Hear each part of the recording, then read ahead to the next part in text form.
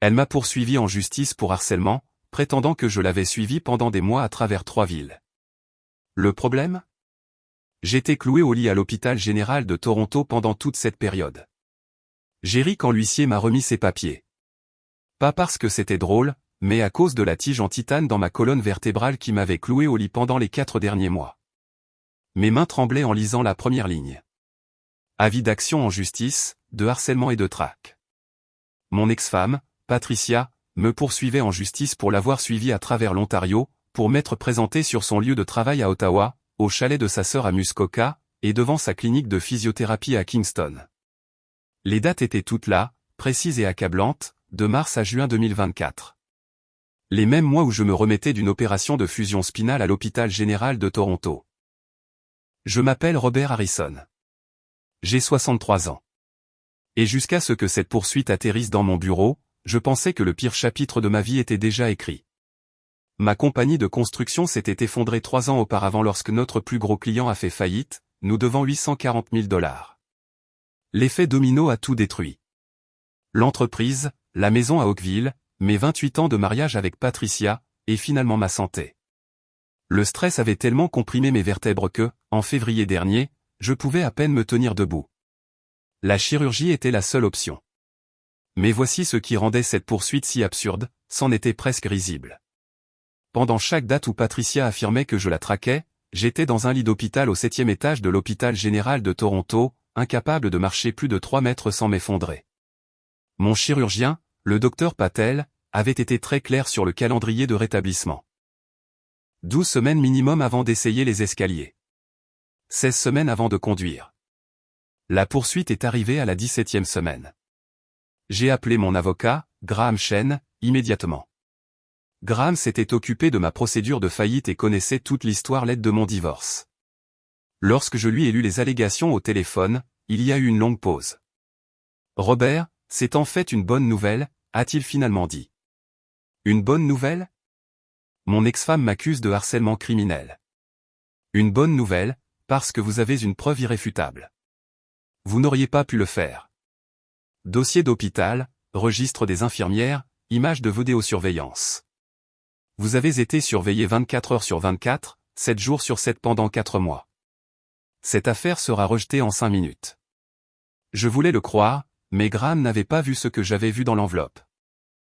Patricia avait inclus des photographies, 12 d'entre elles, imprimées en couleur. Sur chacune d'elles, un homme qui me ressemblait de façon troublante se tenait à l'arrière-plan.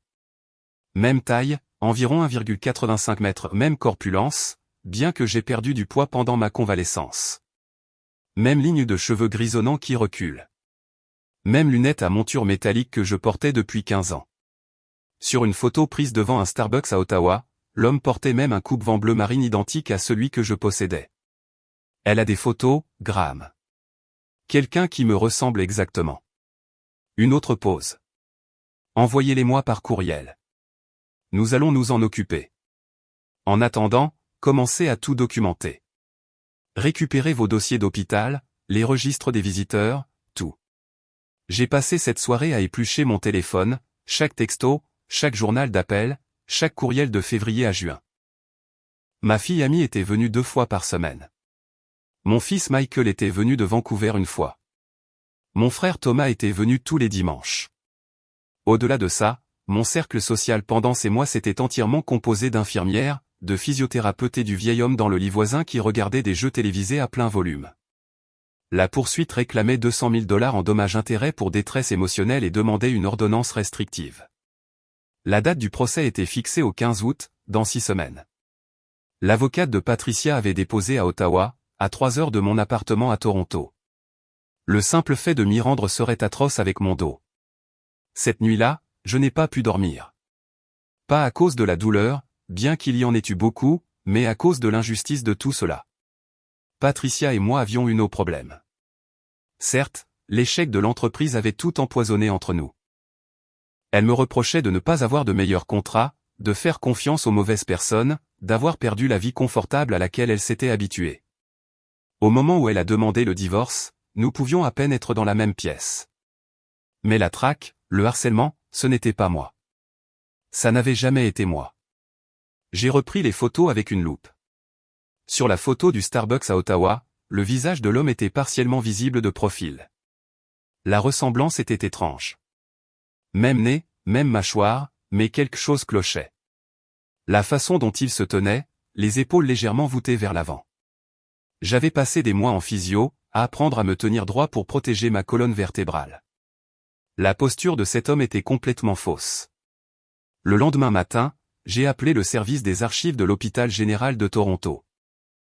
Obtenir des copies de tout a pris 3 jours et $200 en frais administratifs, mais ça en valait la peine. 416 pages documentant chaque minute de mon séjour à l'hôpital. Admission le 12 février à 6 heures. Chirurgie d'une durée de 9 heures. Complications post-opératoires avec infection nécessitant un séjour prolongé aux soins intensifs. Transfert au service de convalescence le 28 février. Congé le 8 juin, exactement 117 jours après l'admission. Les registres des infirmières étaient particulièrement détaillés. Toutes les 4 heures, une infirmière était venue me voir, avait enregistré mes signes vitaux, l'administration des médicaments, les repas consommés. J'avais été sous perfusion de morphine pendant les 3 premières semaines, incapable de marcher jusqu'à la salle de bain sans aide pendant 6 semaines, et je n'avais pas quitté l'étage de l'hôpital avant la 14e semaine, quand on m'avait descendu en fauteuil roulant pour un scanner. Graham a tout examiné et a programmé un appel avec l'avocate de Patricia, une femme nommée Judith Brennan. J'ai écouté au haut-parleur pendant que Graham exposait notre défense. Mademoiselle Brennan, mon client était hospitalisé à chaque date mentionnée dans votre plainte. Nous avons des dossiers médicaux complets prouvant qu'il était physiquement incapable d'être à Ottawa, Muskoka ou Kingston pendant ces mois. La voix de Judith était tranchante. Monsieur Chen, nous avons des preuves photographiques et des témoignages oculaires. 6 personnes différentes ont confirmé avoir vu Monsieur Harrison à ces endroits. 6 personnes ont identifié quelqu'un qui ressemblait à mon client. Il y a une différence significative. Les photographies sont très claires. Et je dois mentionner que nous avons également des enregistrements d'appels téléphoniques inquiétants à ma cliente pendant cette période. Des appels provenant du numéro de téléphone cellulaire de M. Harrison. Mon estomac s'est noué. J'avais appelé Patricia exactement 2 fois pendant mon séjour à l'hôpital. Une fois pour l'informer de l'opération. Une fois pour lui dire que j'avais survécu. Les 2 conversations avaient duré moins de 2 minutes et étaient purement informatives. Quels appels ? Ai-je demandé, brisant mon silence. Monsieur Harrison. Ravi de vous entendre, a dit Judith, son ton dégoulinant de sarcasme. Ma cliente a reçu 17 appels de votre numéro entre mars et juin. Elle a sagement choisi de ne répondre à aucun d'eux. Vos messages vocaux étaient troublants. C'est impossible. Vérifiez les relevés téléphoniques. J'ai fait 2 appels à Patricia en 4 mois. Nous avons ces relevés téléphoniques, Monsieur Harrison. Il raconte une histoire différente. Après la fin de l'appel, Graham avait l'air troublé. Nous devons obtenir vos relevés téléphoniques immédiatement et nous devons trouver qui est ce sosie. Vous me croyez, n'est-ce pas, que je n'ai pas fait ces appels ? Je crois les dossiers d'hôpital, mais quelqu'un a fait des efforts considérables pour donner l'impression que c'est vous. Ce n'est pas du harcèlement aléatoire. C'est ciblé. J'ai demandé mes relevés téléphoniques à Roger cet après-midi-là. En attendant qu'ils arrivent, j'ai commencé à penser à qui pourrait vouloir me piéger. La faillite de l'entreprise avait créé beaucoup d'ennemis. Des sous-traitants qui avaient perdu de l'argent, des fournisseurs qui avaient été laissés avec de mauvaises créances, même d'anciens employés qui avaient perdu leur emploi. Mais 3 ans s'étaient écoulés. Pourquoi s'en prendre à moi maintenant par l'intermédiaire de Patricia ? Puis je me suis souvenu de quelque chose. Lors d'une des visites d'amis en avril, elle avait mentionné que Patricia avait un nouveau petit ami, quelqu'un qu'elle avait rencontré à son club de lecture en février, juste avant mon opération. Amy ne l'avait pas rencontré, mais elle a dit que Patricia semblait plus heureuse qu'elle ne l'avait été depuis des années. Quel était son nom ? Avais-je demandé à l'époque. Denny quelque chose. Denny Maxwell, je crois. J'ai sorti mon ordinateur portable et j'ai cherché « Denny Maxwell, Ottawa ». Rien de pertinent. J'ai essayé « Denny Maxwell, Toronto ». Toujours rien. J'étais sur le point d'abandonner quand j'ai eu une autre pensée. Et s'il n'était pas d'ici ? Et si Patricia l'avait rencontré en ligne, pas au club de lecture ? Je me suis connecté à Facebook pour la première fois depuis des mois et j'ai cherché la liste d'amis de Patricia. Il était là. Denny Maxwell. La photo de profil montrait un homme dans la fin de la cinquantaine, les cheveux grisonnants, une silhouette mince, debout devant le canal rideau. J'ai cliqué sur ces photos. Mon sang s'est glacé. Denny Maxwell aurait pu être mon frère. Pas identique, mais assez proche. Même taille d'après les photos. Très similaire, style de lunettes similaire. Il portait même ses cheveux de la même façon. Ce qu'il en restait. J'ai pris des captures d'écran et les ai envoyées à Graham immédiatement, puis je l'ai appelé. Dites-moi que je ne suis pas fou. Regardez ce type. C'est inquiétant. Très inquiétant. Où l'avez-vous trouvé? C'est le nouveau petit ami de Patricia. Elle l'a rencontré juste avant mon opération. Graham s'est tu pendant un moment. Ce n'est peut-être pas une coïncidence, Robert, mais nous devons être prudents. Nous ne pouvons pas simplement l'accuser sans preuve. Savez-vous autre chose à son sujet? Juste son nom et qu'il vit à Ottawa. Laissez-moi faire quelques recherches. En attendant, vos relevés téléphoniques devraient arriver demain. Cela nous en dira beaucoup. Les relevés téléphoniques sont arrivés par courriel le lendemain matin. J'ai imprimé les 68 pages et je les ai examinées ligne par ligne. Les appels à Patricia que Judith avait mentionnés n'étaient pas là. Selon Rogers, j'avais fait exactement 2 appels au numéro de Patricia. Le 3 mars à 14h47, durée 1 minute 43 secondes. Le 4 mars à 9h12. Durée 2 minutes 6 secondes. Rien d'autre. J'ai appelé Graham immédiatement. Les appels n'existent pas. Selon mes relevés, je ne l'ai appelé que 2 fois. Cela signifie que quelqu'un a usurpé votre numéro. A fait croire que les appels venaient de vous alors que ce n'était pas le cas. C'est en fait plus facile à prouver que vous ne le pensez. Nous pouvons obtenir des relevés détaillés des appels à partir des tours de téléphonie cellulaire. Si vous étiez à l'hôpital et que les appels provenaient d'Ottawa, nous les avons. Pourquoi quelqu'un ferait-il ça? Pourquoi se donner tant de mal? C'est ce que nous devons découvrir. J'ai un ami détective privé, Marcus Webb, ancien de la GRC. Je pense que nous devrions le faire venir. Marcus Webb m'a rencontré dans un Tim Hortons près de mon appartement 2 jours plus tard. C'était un homme de grande taille, peut-être 55 ans, avec les mouvements prudents de quelqu'un qui avait vu des choses qui avaient laissé des marques. Je lui ai tout montré. La poursuite, les photos, le profil Facebook de Denny Maxwell, mes relevés téléphoniques, mes documents d'hôpital. Il a étudié les photographies pendant longtemps, sortant parfois une loupe de bijoutier pour examiner les détails. C'est sophistiqué, a-t-il dit finalement. Ce ne sont pas des instantanés. Regardez les angles, l'éclairage. Quiconque a pris ces photos savait ce qu'il faisait. Il voulait des images claires et utilisables. Vous pensez que quelqu'un a embauché un photographe? Je pense que quelqu'un a planifié cela très soigneusement. Parlez-moi de Denny Maxwell. Je lui ai dit ce que je savais.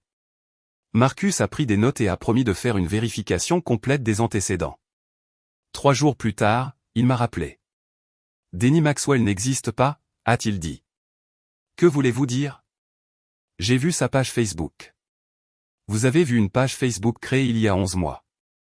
La photo de profil est une photographie de stock provenant d'une agence de mannequins à Toronto. Les autres photos sont volées à divers comptes de médias sociaux. Denny Maxwell est une fausse identité. Mon esprit était bouleversé. Alors, qui est-il? Avec qui Patricia sort-elle? C'est la question intéressante. J'ai contacté des amis dans les forces de l'ordre à Ottawa, leur ai demandé de vérifier discrètement si Patricia avait été vue avec quelqu'un correspondant à la description. Ils ont trouvé quelque chose. Un homme nommé Kevin Dutton, âgé de 58 ans, a un casier judiciaire. 2 accusations de harcèlement criminel antérieures en Colombie-Britannique.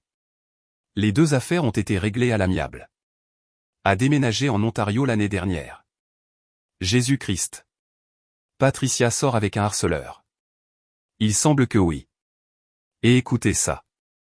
Dutton ne ressemble en rien au type sur ses photos ou à vous.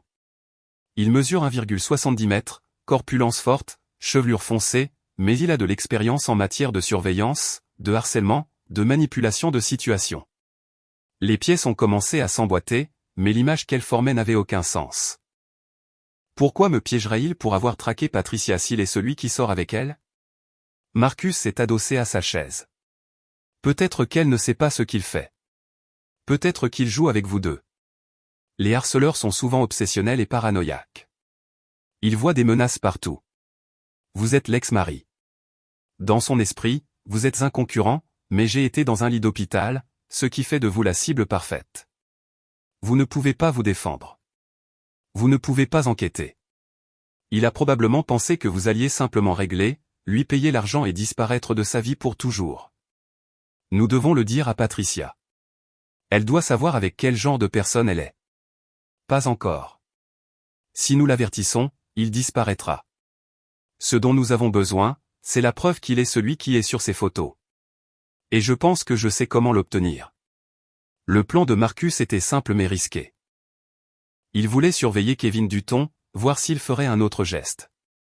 En attendant, Graham a déposé notre réponse à la poursuite, y compris tous mes dossiers d'hôpital et les incohérences dans les relevés téléphoniques. Il a également déposé une requête demandant des données de la tour de téléphonie cellulaire pour les appels présumés à Patricia. La réponse les a clairement ébranlés. Judith Brennan a appelé Graham 2 jours plus tard pour demander une réunion. Nous nous sommes rencontrés à son bureau à Ottawa, une tour de verre surplombant la rivière des Outaouais. Patricia était là, paraissant plus âgée que je ne me souvenais, plus dure en quelque sorte. Judith était assise à côté d'elle. Et en face de la table, un homme que je n'avais jamais vu auparavant. 1,70 m, corpulence forte, cheveux foncés. Kevin Dutton. Voici le partenaire de ma cliente, Monsieur Dutton, a dit Judith. Il l'a aidé à traverser cette période difficile. J'ai gardé un visage neutre, mais mon cœur battait à tout rompre. C'était l'homme qui s'était fait passer pour moi, qui avait traqué Patricia tout en faisant croire que c'était moi qui le faisais. Et il était assis juste en face de moi, jouant le petit ami attentionné. Graham a exposé notre défense méthodiquement. Dossier d'hôpital, registre des infirmières, images de vidéosurveillance de moi dans le service de convalescence.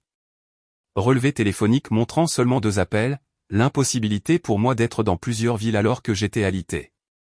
Le visage de Patricia est devenu pâle à mesure que les preuves s'accumulaient.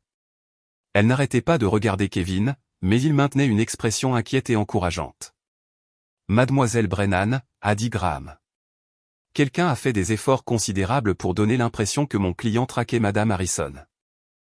Quelqu'un qui lui ressemble, quelqu'un qui a usurpé son numéro de téléphone. Ce n'est pas un cas d'erreur d'identité. Il s'agit d'une fraude d'identité et de harcèlement criminel. Mais pas par mon client. C'est absurde, a dit Judith, mais sa voix avait perdu de son tranchant. Est-ce le cas? Nous aimerions demander à toutes les parties de se soumettre à une analyse forensique, y compris Monsieur Dutton ici. Si quelqu'un se fait passer pour mon client, vous voudrez sûrement savoir qui. L'expression de Kevin s'est finalement fissurée. Juste pour une seconde. Un éclair de quelque chose de sombre. Je ne vois pas pourquoi je devrais me soumettre à quoi que ce soit, a-t-il dit. Je ne suis pas celui qui est accusé de harcèlement. Non, ai-je dit, lui parlant directement pour la première fois. Mais vous êtes celui qui l'a fait. La pièce a éclaté. Judith a exigé que nous retirions l'accusation. Patricia regardait entre Kevin et moi, confuse et effrayée. Kevin s'est levé, le visage rouge. Je n'ai pas à écouter ça. Patricia, nous partons. Mais Marcus Webb a choisi ce moment pour entrer dans la salle de conférence. Il attendait dehors et Graham lui avait envoyé notre signal par texto. Il a placé un dossier sur la table. Kevin Dutton, aussi connu sous le nom de Kevin Marshall, aussi connu sous le nom de Denny Maxwell, recherché en Colombie-Britannique pour 2 chefs d'accusation de harcèlement criminel aggravé, a violé une ordonnance restrictive à Vancouver l'année dernière, et il a placé une photo sur la table. Prise il y a 3 jours en entrant dans un magasin de costumes à Ottawa où il a acheté une perruque grise et des lunettes à monture métallique. Patricia a halté. Kevin s'est précipité vers la porte, mais Marcus était plus rapide. En 3 pas, il avait Kevin contre le mur, le bras tordu dans son dos à travers la paroi de verre de la salle de conférence. Je pouvais voir 2 policiers d'Ottawa entrer dans le bureau. Patricia ne savait pas, a dit Kevin alors que les policiers lui mettaient les menottes. Elle n'avait rien à voir avec ça. Je la protégeais de vous. Vous êtes la menace. Vous êtes celui qui. J'étais dans un lit d'hôpital, ai-je dit doucement. Pendant 4 mois. Toute l'histoire est sortie au grand jour au cours des semaines suivantes. Kevin Dutton avait bel et bien créé le personnage de Denny Maxwell pour se rapprocher de Patricia. Il avait fait des recherches sur elle en ligne, avait découvert son divorce, s'était positionné comme exactement le genre d'homme dont elle tomberait amoureuse après des années avec moi. Stable, attentionné, apparemment prospère. Mais Kevin avait une jalousie pathologique de quiconque de la vie passée de ses cibles. Il l'avait déjà fait en CB, poussant l'ex-petite amie d'une femme à tenter de se suicider avec un harcèlement incessant fait pour donner l'impression qu'il venait de la femme elle-même. Quand il a appris mon opération, il a vu une opportunité. Me faire passer pour un harceleur alors que j'étais physiquement incapable de me défendre. Creuser un fossé permanent entre Patricia et moi. S'assurer que je ne ferais plus jamais partie de sa vie. Il avait embauché un ami photographe de Vancouver, quelqu'un qui lui devait de l'argent pour suivre Patricia et photographier des moments où je pouvais être vu à l'arrière-plan. Le photographe avait porté une perruque, des lunettes, des vêtements similaires aux miens. Ils avaient tout coordonné via des applications de messagerie cryptée. Ils pensaient avoir été intelligents. L'usurpation d'identité téléphonique avait été encore plus simple. Il existe des services en ligne qui vous permettent de faire des appels à partir de faux numéros. Kevin avait utilisé mon numéro pour laisser des messages vocaux de plus en plus dérangeants à Patricia, jouant le rôle d'un ex-mari obsédé. Patricia les avait tous sauvegardés, que la police a confisqués comme preuve. À l'appartement de Kevin, les enquêteurs ont trouvé un mur couvert de photos de Patricia. Des centaines d'entre elles, remontant à des mois avant qu'ils ne se soient soi-disant rencontrés. Des notes de surveillance, son horaire, ses routines, ses endroits préférés. Il la traquait depuis longtemps avant de se présenter à ce club de lecture. Les accusations criminelles contre Kevin se sont accumulées. Vol d'identité, harcèlement criminel, fraude, et lorsqu'ils ont creusé plus profondément, violation des ordonnances restrictives de la Colombie-Britannique.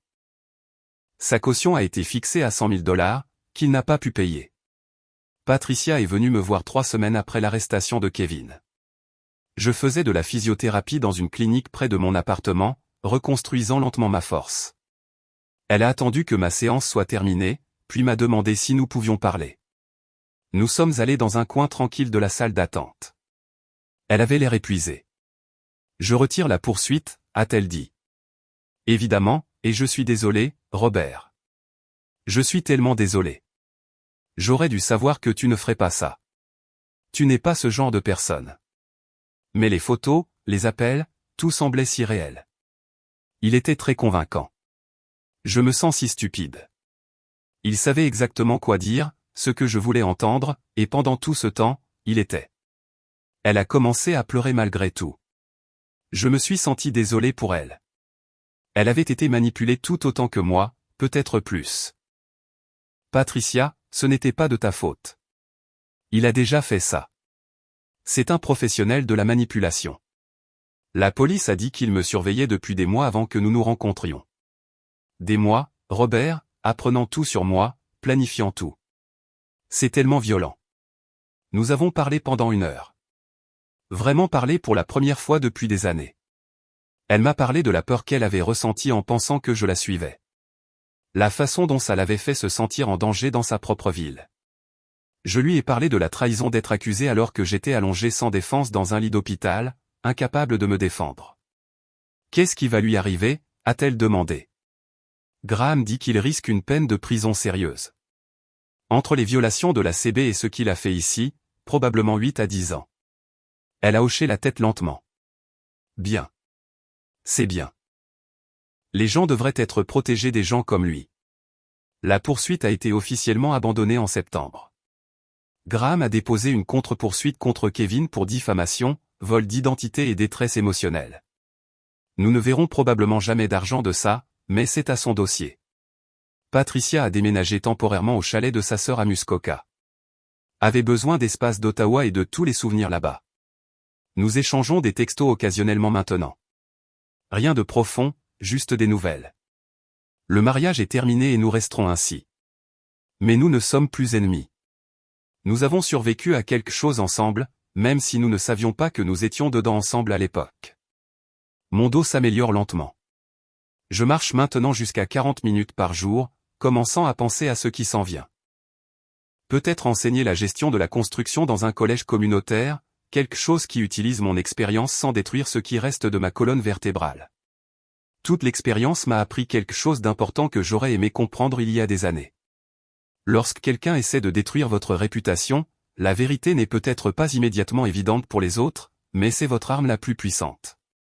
La documentation, les preuves, les faits, ces choses comptent plus que les émotions ou les suppositions. Patricia a cru Kevin parce qu'il lui a donné quelque chose qui semblait vrai. Mais se sentir vrai n'est pas la même chose qu'être vrai. J'ai aussi appris que les prédateurs comme Kevin comptent sur leurs victimes pour être isolés et incapables de se défendre. Il m'a choisi comme cible parce que j'étais dans un lit d'hôpital, parce qu'il pensait que je serais impuissant. Ce sur quoi il n'a pas compté, c'est que même de ce lit, je pouvais encore recueillir des preuves, pouvais encore bâtir une défense, pouvais encore trouver des gens comme Graham et Marcus qui croyaient en la vérité. Et voici quelque chose que je dis aux jeunes maintenant quand j'en ai l'occasion. La technologie peut être utilisée comme une arme contre vous. Votre numéro de téléphone usurpé, des photos retouchées, votre identité volée. Mais cette même technologie crée également des enregistrements, des pistes numériques, des pings de tours de téléphonie cellulaire, des horodatages qui ne mentent pas. Dans mon cas, le système de surveillance électronique de l'hôpital, les relevés de téléphone cellulaire, les caméras de sécurité, tout cela m'a sauvé. L'ère numérique rend certaines formes de harcèlement plus faciles, mais elle rend aussi la vérité plus difficile à cacher. Je suis encore en train de reconstruire ma vie à 63 ans, encore en convalescence, encore en train de comprendre ce qui s'est passé, mais je suis ici. Je suis libre et mon nom est clair. Kevin Dutton fait face à la justice et Patricia est à l'abri de lui. Parfois, le système fonctionne, mais seulement si vous vous battez pour vous-même, documentez tout et refusez d'accepter de fausses accusations, peu importe à quel point elles peuvent sembler convaincantes aux autres. La vérité a un poids que les mensonges ne peuvent égaler. Pas à long terme. Vous devez simplement être assez fort pour tenir jusqu'à ce que ce poids fasse basculer la balance dans votre direction. Et cette tige de titane dans ma colonne vertébrale, c'est un rappel permanent que même lorsque la vie vous brise, un soutien adéquat et suffisamment de temps peuvent vous rendre assez fort pour vous relever.